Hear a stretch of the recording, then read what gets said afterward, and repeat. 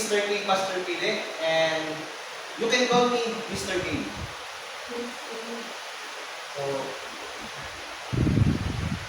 So, bago tayo mag-proceed sa ating topic ay maaari ko ba kayong tawagin na at ating tayong manalangin sa buong may patay? Please stand up.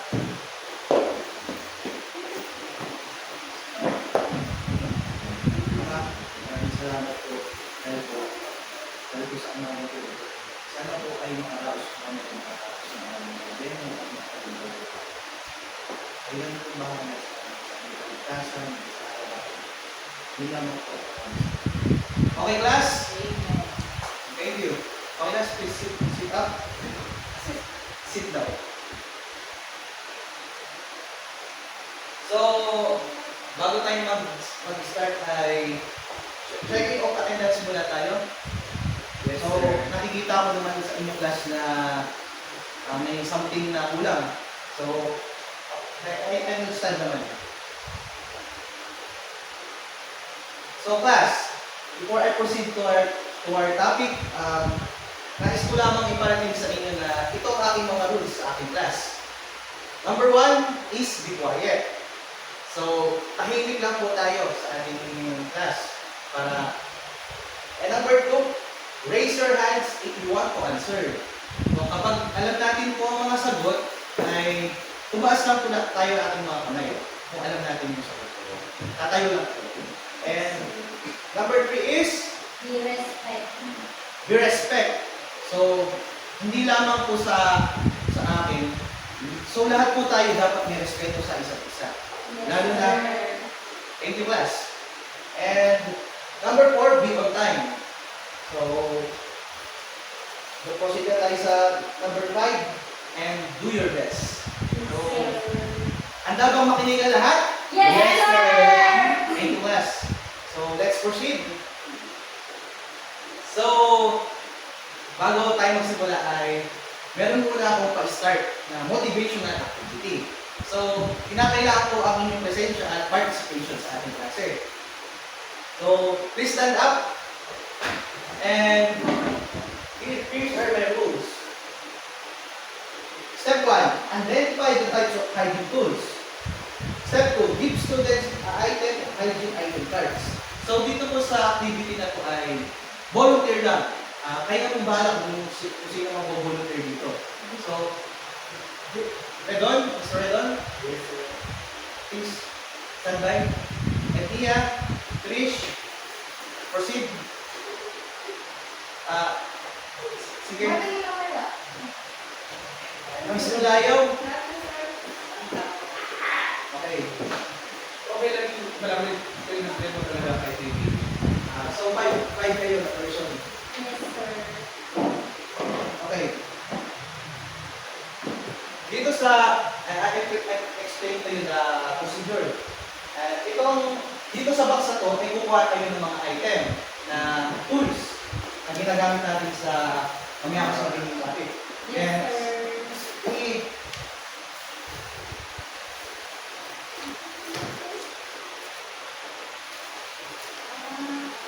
Then, ibibigay niyo dito. Madali lang po yan, simple lang. So, halimbawa, anong ginagamit? Random na class ang inyong pag-pick ng gamit dito. So, kung ano mabunot nyo, ilalagay nyo kung saan siya ginagamit. Halimbawa, nakuha niyo dito sa mystery box na ito ay brushing teeth. So, saan siya ginagamit? Okay, class? Start!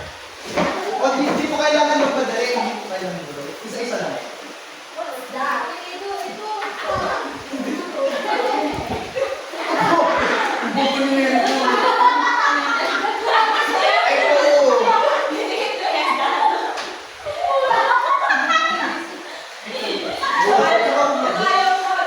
Okay, class? Hindi po natin kailangan magmadali.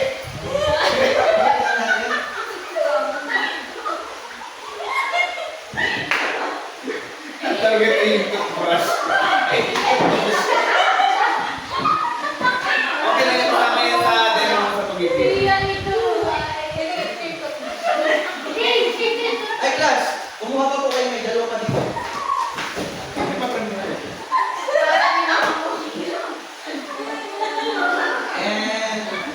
Let's check your answer. Hindi ko yan, no? Para hindi mo bumibigay ka. Dito yan pala. Oh, ba't dalawa? Bobo siya. Bakit ko yan? Oh, yung Okay, class, be quiet, respect. Okay, number 10. So, check natin yung mga answer nyo, kung ano mga nakalagay dito. So, number 1 is for brushing teeth. So, tama ba, class? Yes po! For washing body, tama ba to? So, Yes, po. and shampoo. For drying after bathing, tama po ba? Mali po. So, pwede rin po siya sa hygiene. And supply o foam.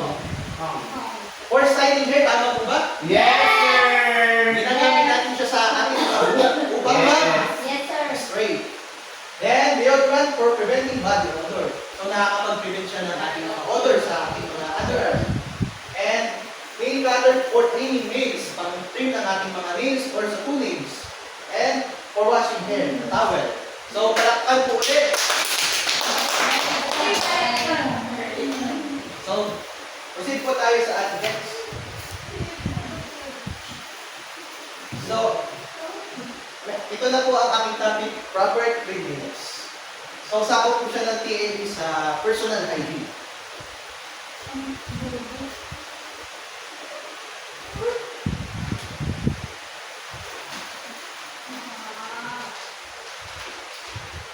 So, yan po. Uy,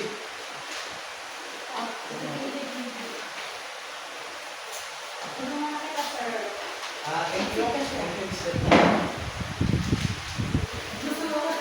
Yun yung suggestion fix. Gusto mo ka hindi? Hindi na mawawala yung sister. Bila-bila. So, mag-close ko na lang po yan mamaya. So ano bang idea nyo sa proper cleanliness? Please, raise your hand. Trish. Ano bang idea mo, Miss Trish, sa proper cleanliness? Anong ibig sabihin? And kahit sa idea lang. Okay, respect lang. Si Mr. Redon. Ano po ba kayo dito sa So, proper? pag sinabi natin yung proper cleanliness, ito yung para sa ating parang hygiene kung tawagin. Kung bagay parang, mas kailangan tayo bigyan natin sa malinis at proper. Kaya sinabi proper para magandang tingnan at malinis tayo tingnan. Tingnan po. Thank you. So, clap your hands to Mr. Redon. So, tama po yung sinabi niya na dapat attractive tayong tingnan at kaya tayo sa mga tao and dapat nalilinis tayo sa ating mga katawan. So, next. At the end of lesson 2, the student must be able to define the within hygiene item kits, identify the importance of maintaining proper personal hygiene, explain the importance of personal hygiene for health, confidence, and kasama po din yung social interaction sa mga iba't ibang tao na kakasalunungan natin. Kailangan maging maayos ang buhay tayo. Definition of cleanliness. So, anyone can read and hear. Miss Edia, okay? Cleanliness is the state of quality of being clean and free from dirt, germs, or impurities. It involves habits and practices that maintain good health, hygiene, and neat appearance in one's body, clothing, surroundings, and environment. Okay na po yan. Thank you, Miss Edia. So, dapat ang kalinisan ay ginagawa natin sa pang-araw-araw na pamumuhay natin. Bakit nga ba? Bakit dapat tayong maglinis araw-araw sa ating katawan? Para, okay? Ano po, para po hindi madapuan agad ng mga germs. And mga Hindi sakit. agad-agad tayo magkakasakit. Okay? Thank you, Ms. Redon. And let's proceed to why is hygiene important? So, bakit po importante ang hygiene? Hygiene is an important part of our daily lives. It refers to the habits and practices we follow to keep our body clothing and surroundings clean and free from germs.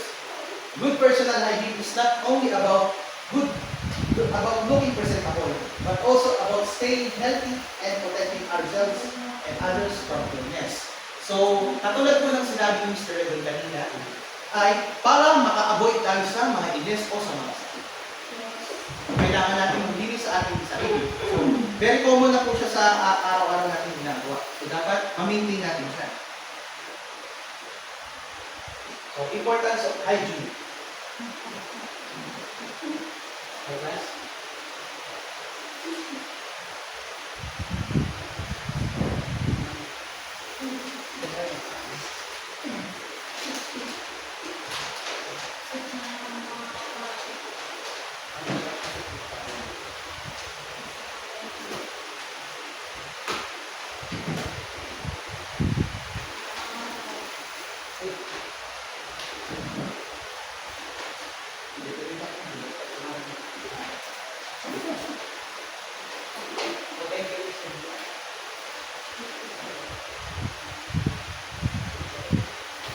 So, dapat na po tayo sa importance of hygiene.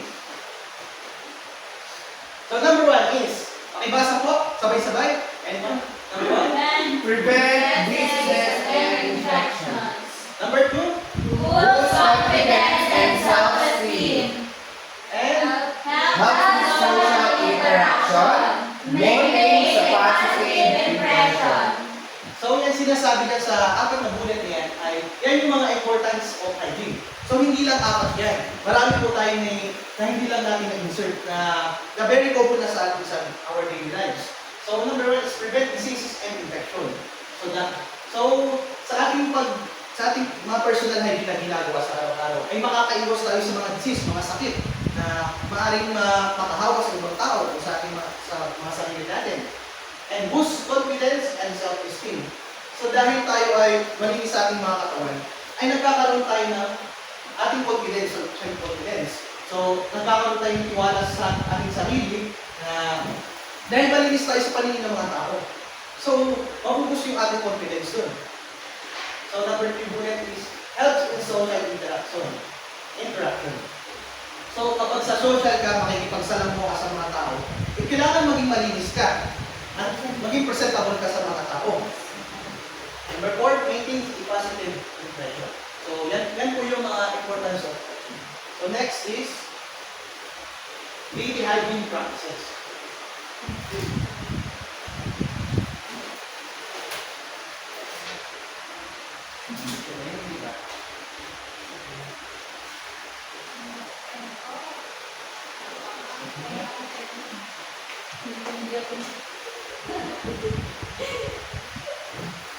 So, let's proceed to our daily hygiene practices. Number 1 is bathing. So, common naman yan. Sino ba dito hindi naliligo? Tama.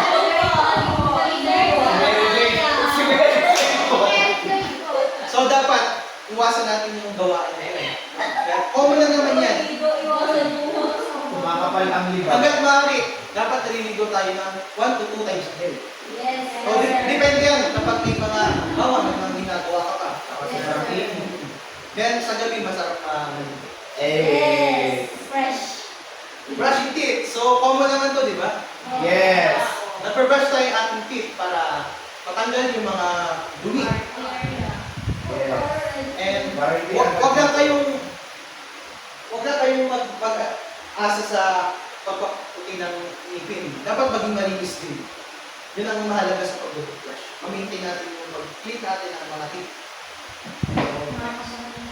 Washing hands.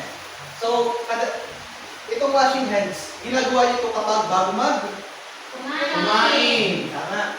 Para Malinis. malinis ang kamay bago kumain.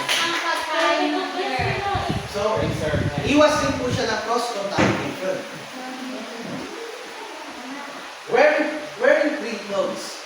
So, common naman to, di ba? Dapat magsuot tayo ng malinis na damit. Hindi madumi. Yes, sir. So, using deodorant. So, bakit natin yung ginagawa?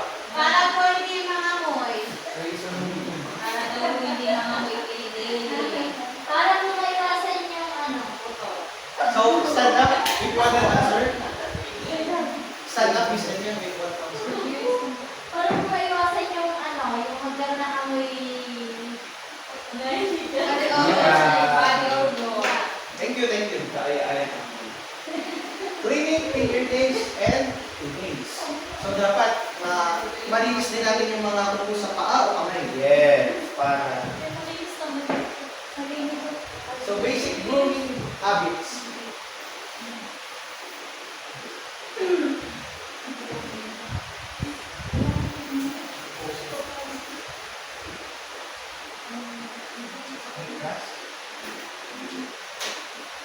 Wow. Ako kung naka.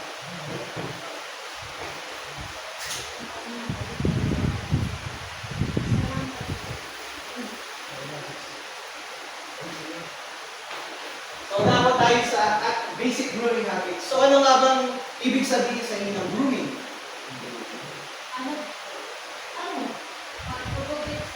Yeah. Okay? Any idea from this? So, definition ng okay, class.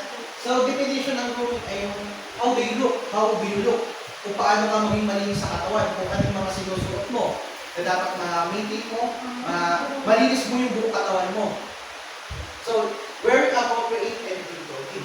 So, next is combining brushing hair. So, sinabi ko na rin yan kanina na dapat mag-brush tayo ng ating hair para good looking, maging straight sa paningin ng mga tao, maging attractive tayo. At hindi lang maging attractive, para ang paningin nila sa atin ay malinis tayo sa katawan. Yes. At inaalagaan natin ang ating mga sarili. So, trimming nails. So, basic na po yan. Wearing appropriate and clean clothing. And taking care of skin. So, sino sa inyo nag-i-skin care dito? Class? Sa amin po. Okay, class?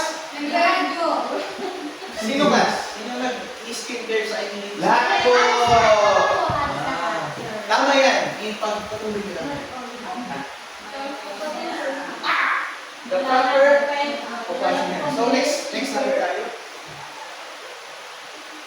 So, ilan naman sa inyo alam na proper ng washing hands bago kumain. Maglilinis muna tayo ng ating mga kamay. Siyempre, gagamit tayo ng soap. Sabon. Okay, class? Group activity po muna tayo. And the title is called Hygiene Heroes. So, simple lang ang procedure niya, ang structure. Divide the class into 2 groups. So, magbilang po kayo ng 1, 2, 1, 2, 1, 2, 1, 2. 1.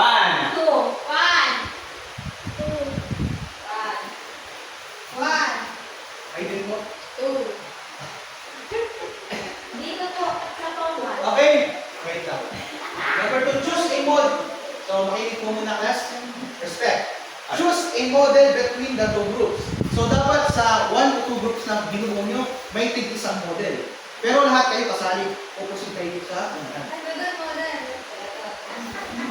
Pick between the 2 groups ay groups.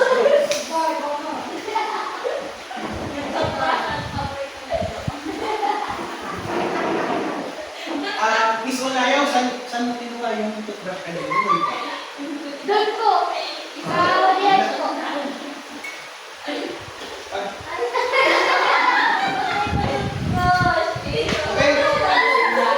Pick between the... Okay, be quiet class. Pick between the 2 items of each group. So, pick yung... Bahala na kayo mamili kung group 1 dito, group 2, group 1, group 2. Take 1 items in the box and show them to the class with demonstration. So, gets nyo na po? Yes. Yes, sir. The demos. May dalawang model kung isa sa bawat group. Tapos nakapila.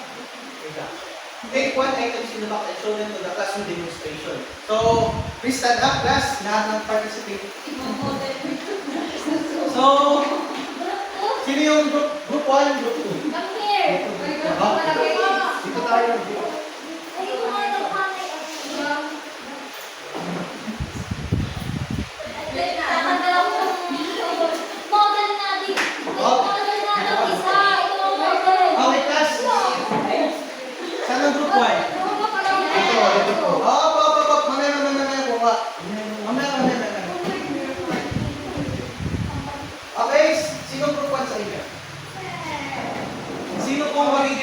model nyo?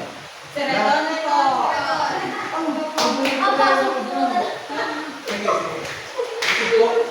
Sagot ko, sino po model? Ito po. Yun lang. Kasi nga, parang... Okay, so tayo, be respect. Respect. Respect mo? Okay.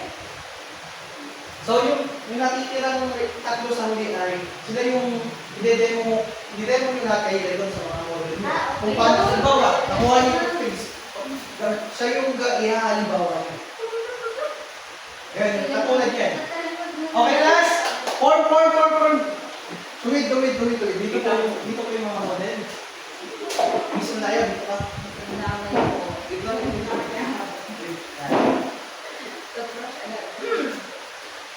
Wait, last.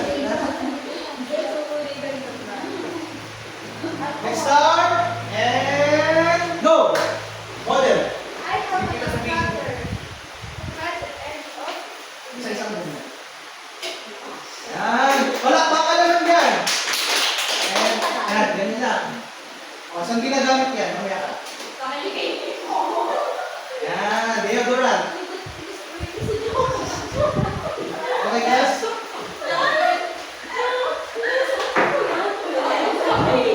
Toothpaste. Saan mo ginagamit? Toothpaste. Be quiet.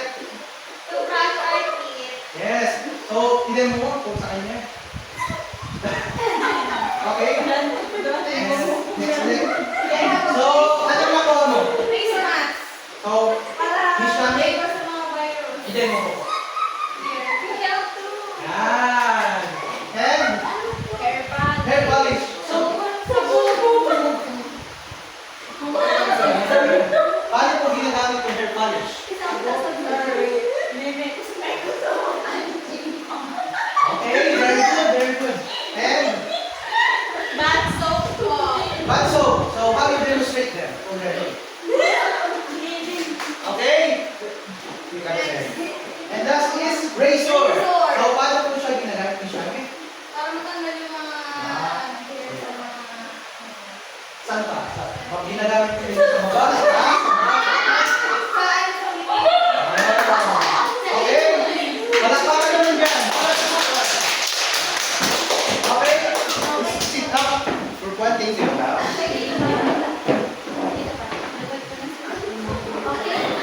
And proceed the model. So, model is missed na una. Okay? Let's start. Go! Yan. So, paano mo ginagamit yung cotton buds? Demo mo sa kanya. Okay? Next. So we have hair cream. So I use this in the hair to soften it. Palakpakan! The remaining items is how you demonstrate to them. Brush hair. Good. And so how many use them to hair? And We have your facial cleaning wipes to clean the eye. the skin. Skin. And the last is paper towel. Yan, pagiging na. Okay! Thank you, class! Thank you. So, wait.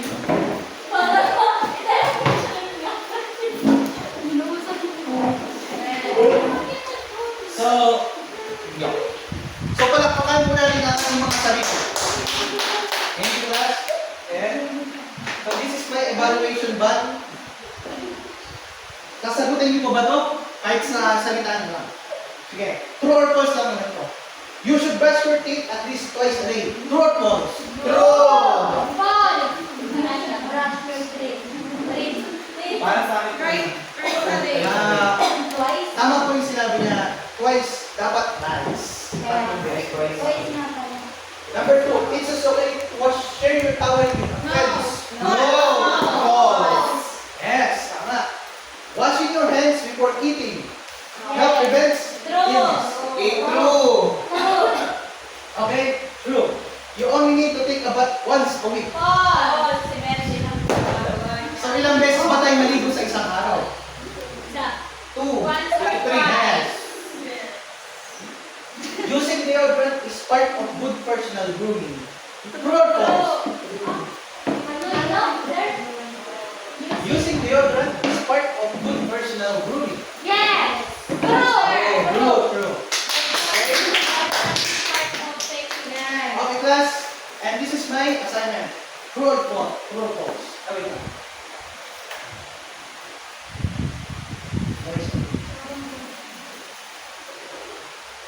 Okay. Thank you, class, for the participation. Have a nice day to you. Thank you, sir!